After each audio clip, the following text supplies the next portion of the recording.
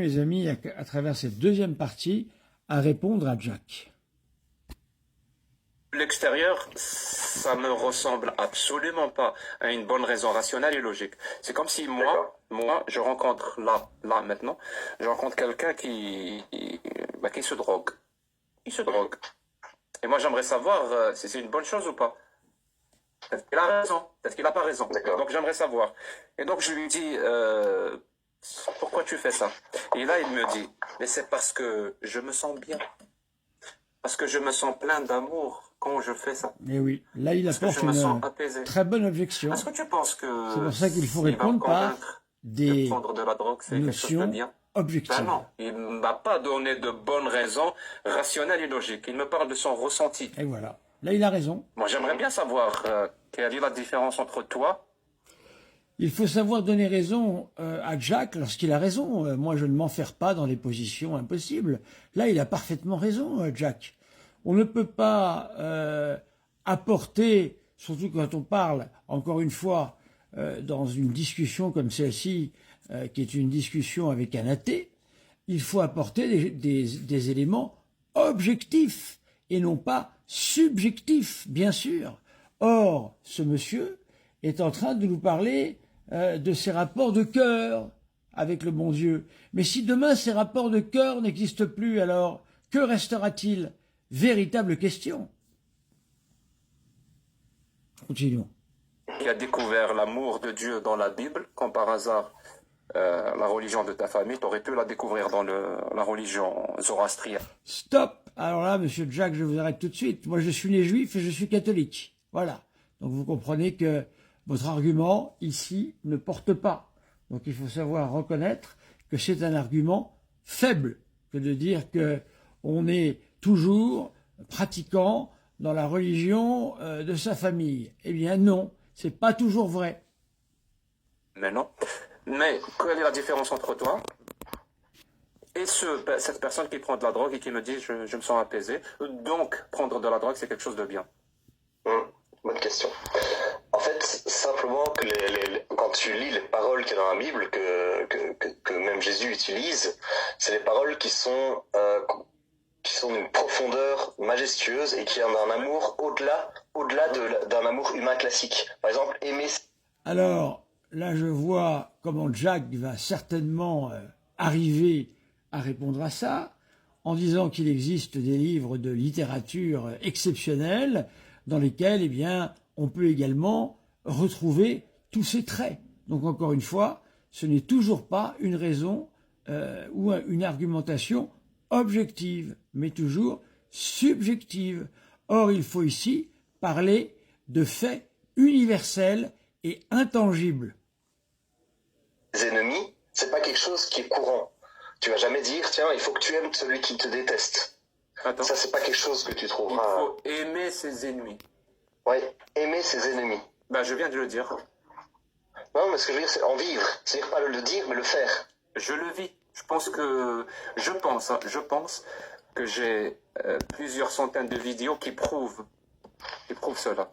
Mais dis-moi, vu que tu es catholique, donc... Alors évidemment, ici, c'est l'amour des ennemis, malheureusement, c'est un très mauvais exemple à prendre, ou alors il faut parfaitement le maîtriser, en expliquant que Jésus, ici, utilise une rhétorique rabbinique afin de toucher son auditoire, et il faut savoir ce que cela veut dire que aimer ses ennemis. Aimer ses ennemis, ça veut dire d'abord et en premier lieu ne pas laisser entrer en nous de la haine ou de l'aversion que nous pourrions avoir pour eux. Donc il faut les aimer. Cela ne veut pas dire d'aller leur faire des bisous. Cela veut dire que on ne leur veut pas de mal. Voilà. C'est cela que la Sainte Écriture veut nous dire. Continuons. Jésus. Pour toi, c'est Dieu. En même temps, c'est ça. Je comprends bien parce que je comprends Oui. très bien. Oui. Donc Jésus, c'est Dieu. Oui. Très bien. Donc quand Dieu parle dans la Bible, c'est Jésus qui parle. Ça s'appelle la relation par trois. Je sais pas comment on appelle ça en français. Comment on dit ça? La Trinité. Non, pas la Trinité. Quand tu dis, c'est un terme logique. Quand je vais te dire la bouteille de Coca-Cola est dans mon frigo et mon frigo est dans ma cuisine. Donc, par règle de 3, voilà, règle de 3, ma bouteille de Coca est dans ma cuisine. Donc, si Jésus est Dieu et la Bible, c'est la parole règle de 3, ouais, trop tard, j'ai trouvé. Donc, si Jésus c'est Dieu et que dans la Bible c'est Dieu qui parle, donc dans la Bible c'est Jésus qui parle. Alors là, je rajoute juste une précision, c'est que c'est un Dieu en 3 personnes. Et quand je dis personne, que je dise le mot personne, c'est pas le mot personne que tu connais dans ton vocabulaire.